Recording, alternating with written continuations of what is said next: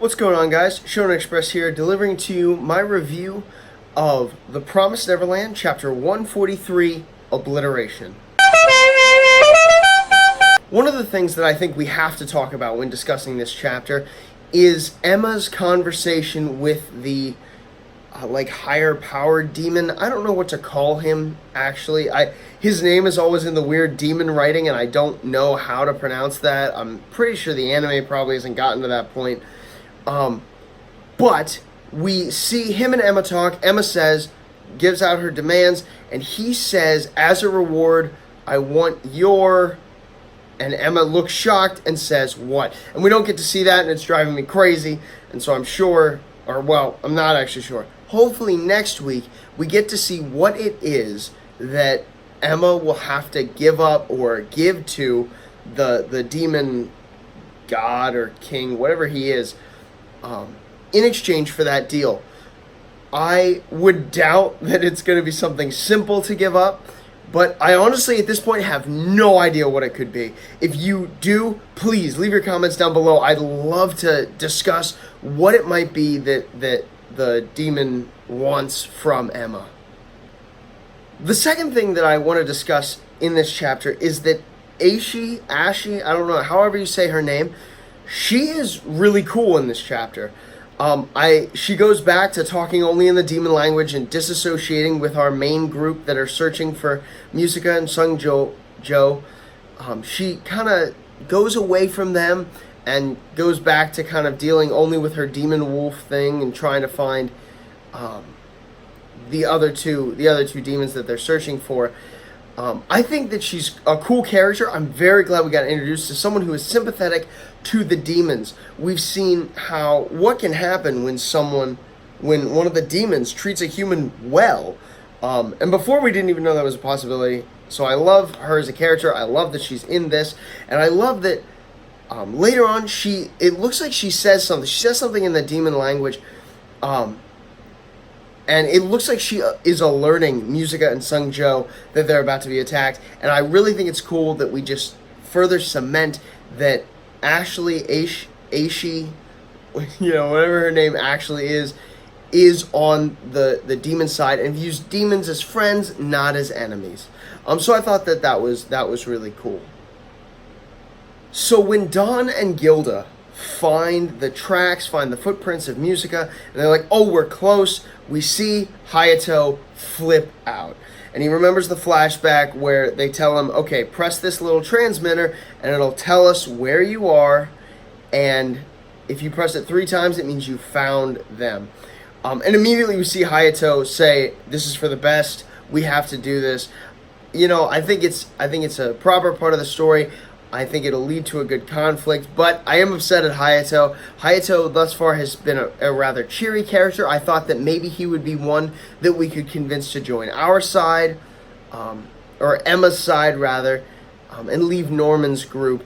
But unfortunately, I think that we're gonna be stuck on Hayato's definitely part of Norman's group. It definitely seems that way now at this point.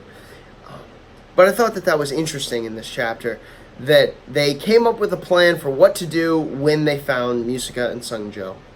Seeing Posuka and Sungjo again after what feels like a long time in the manga. I don't think we saw them it feels like forever. Seeing them again is really cool.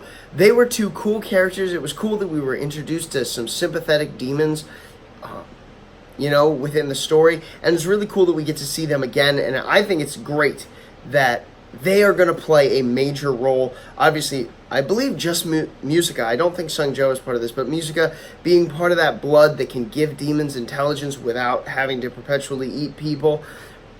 I think that's going to be a huge part of the story. Obviously, they're major targets of Norman's group, and obviously Emma's group is going to want to get them back no matter what. So I think that they're cool characters, and I really like seeing Dawn and Gilda get back together with Posuka. And just like the happiness there, it was cool to see that Dawn and Gilda are not prejudiced against demons. They know Posuka, and they know what Posuka and Sungjo are like, and they're not afraid of them. And I think that's really cool. I think it's a really great way to show that Emma's group is kinder to everyone than Norman's group is, for sure.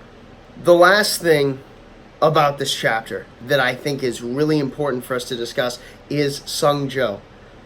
So Norman's guys arrive, they've got their guns, they're ready to kill Sungjo and Musica, and Sungjo is gone, and he's behind one of the main guys in Norman's group, and it's like, who is gonna take out who?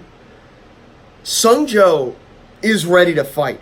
First of all, that is so cool. I think it's awesome that Sungjo is ready to go immediately. It seems like he even sensed some danger even before this encounter. But I think Sungjo's awesome. He is ready to go, and I can't wait to see next chapter what happens with this confrontation. I'm interested to see what will happen. But again, I think Sungjo in this chapter was incredible. Moving forward in the series, I think definitely next chapter we're going to see what happens with this confrontation with Sungjo. Honestly, I think Sungjo's going to attack and take out some of Norman's guys. If you don't think that, leave your comments down below. Tell me what you think is going to happen out of this Sungjo versus Norman's guys confrontation. I'd love to know. What do you think is going to happen to Hayato if Sungjo and Musica and Dawn and Gilda and Aishi, if they get out of this, what do you think is going to happen? I'd love to hear what you have to say down in the comments. I think that they're definitely going to get out of this, and I think Hayato is definitely going to be kind of like a prisoner. I think Hayato will survive, but I think almost everyone else might die.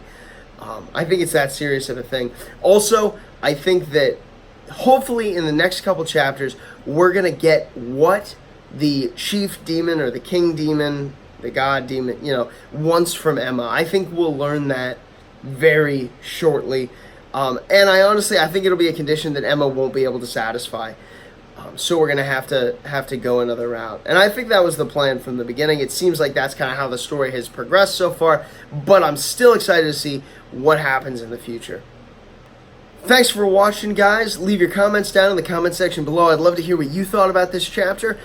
As well as like this video if you liked anything I have to say, and subscribe because I bring you manga reviews every single week, Saturday, Monday, and Wednesday, as well as my weekly rankings on Thursday. So I'd love for you to subscribe and get all of that content as well.